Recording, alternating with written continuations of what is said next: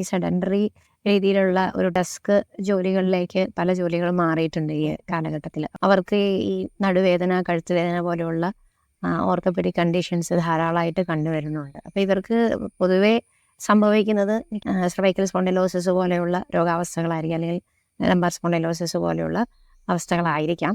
പോസ്ചറിൽ വരുന്ന വ്യതിയാനങ്ങൾ കൊണ്ടുണ്ടാകുന്ന മസിൽ സ്പാസവും മറ്റും കൊണ്ടായിരിക്കും. അതായത് ഈ ജീവിതശൈലി അവരുടെ മാറ്റുക, അത് മെച്ചപ്പെടുത്തുക, അത്യാവശ്യമുള്ള വ്യായാമങ്ങൾ ചെയ്തു കൊടുക്കുക എന്നുള്ളത് തന്നെയാണ് ഇതിനെ പ്രിവെൻറ്റ് ചെയ്യാനുള്ള നമുക്ക് ഏറ്റവും ആവശ്യമായ കാര്യം. ഇത് സ്പോണ്ടിലോസിസ് തന്നെയാണോ മറ്റെന്തെങ്കിലും ആണോ എന്ന് കൃത്യമായിട്ട് ഒരു ഡോക്ടറുടെ പരിശോധനയിലൂടെ ഉറപ്പുവരുത്തി അതിന് വേണ്ട ചികിത്സകളും മരുന്നുകളും എല്ലാം കഴിച്ചതിന് ശേഷം തുടർന്ന് നമുക്ക് വ്യായാമത്തിലേക്ക് മാത്രമായിട്ട് ഇതിനെ മാറ്റി ആ വ്യായാമം കൃത്യമായിട്ട് തുടർന്നു പോവുകയും പോസ്ചർ കൃത്യമായിട്ട് മെയിൻറ്റെയിൻ ചെയ്യുക എന്നുള്ളതും വളരെ വളരെ വളരെ പ്രധാനപ്പെട്ട കാര്യമാണ്. പിന്നെ സ്ട്രെസ്സ് എപ്പോഴും ഏത് ജോലിയുടെയും കാണാവുന്ന ഒരു ഇതാണ്. അപ്പോൾ അതിലാണ് യോഗയുടെ പ്രസക്തി വരുന്നത്. മറ്റ് എക്സസൈസുകളെ അപേക്ഷിച്ച് യോഗ നമുക്ക് ബ്രെത്തിലും മനസ്സിനും കൂടെ പ്രാധാന്യം നൽകുന്നത് കൊണ്ട് ഇത് മനസ്സിനും റിലാക്സേഷൻ നൽകുന്നു, സ്ട്രെസ്സ് കുറയ്ക്കാൻ സഹായിക്കുന്നു, മസിൽസിനെല്ലാം സ്ട്രെച്ചസ് കൊടുക്കുന്നതിലൂടെ ശരീരത്തിനും റിലാക്സേഷനും പെയിൻ റിലീഫും നൽകുന്നതിനായിട്ട് സഹായിക്കുന്നുണ്ട്.